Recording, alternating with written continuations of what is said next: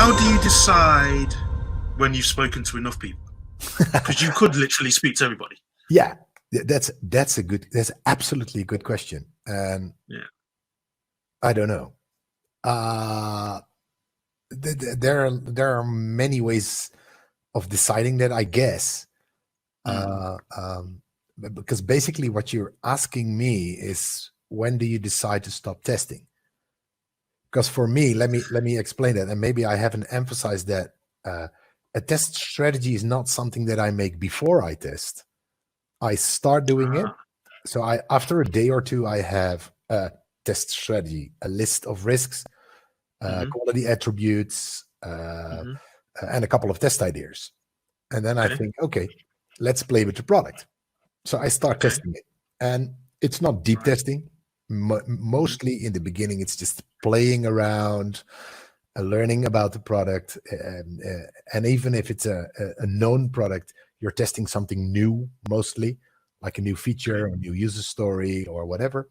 So I look at the new stuff and say, that's interesting. How can this go wrong? So, and then I add stuff to the little test strategy I already have. And every experiment, every test, every test run I do adds to my test strategy.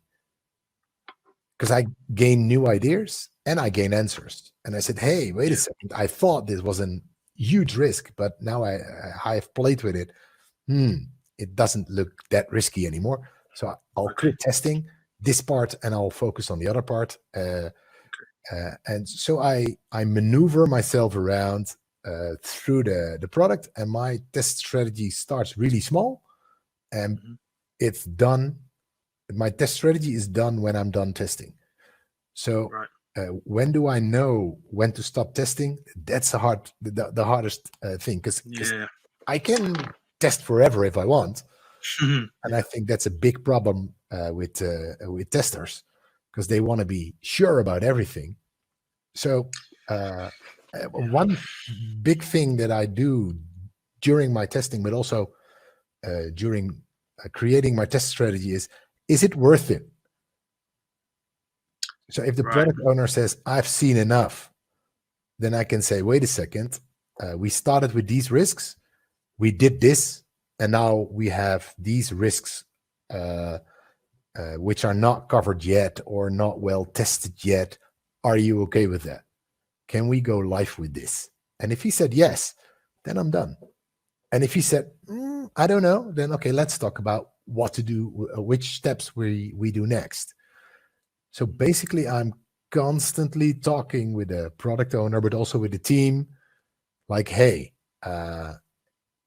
do we know enough? And if we don't know enough, what is the most important thing we need to know right now? Let's focus on that. So it's deciding when to stop testing is really hard. And you have to I use the testing story.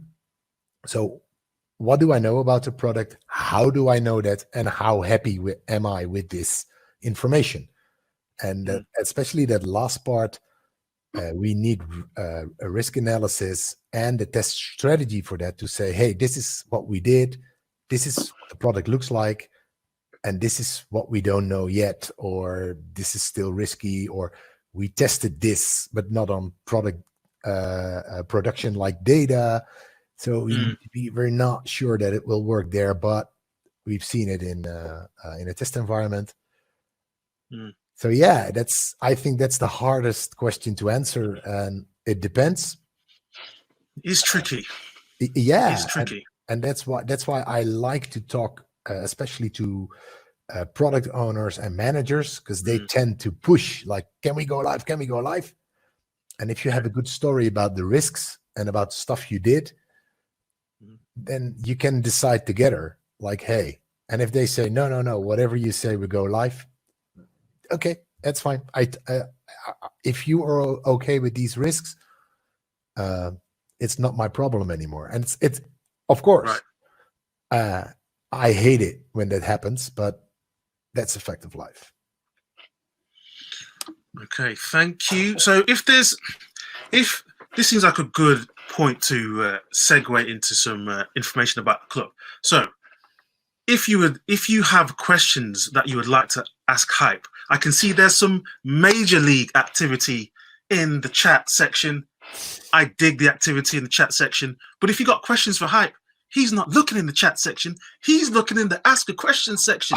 You need to put your question down there, and then folks can vote on it. And then if it gets a high enough vote, I'll ask the question. And if it doesn't, we'll move the questions over to the club, and you will still get your question answered. So if you got any questions for Hype, please use the ask a question area. That's where the questions live and get all the TLC that they can muster.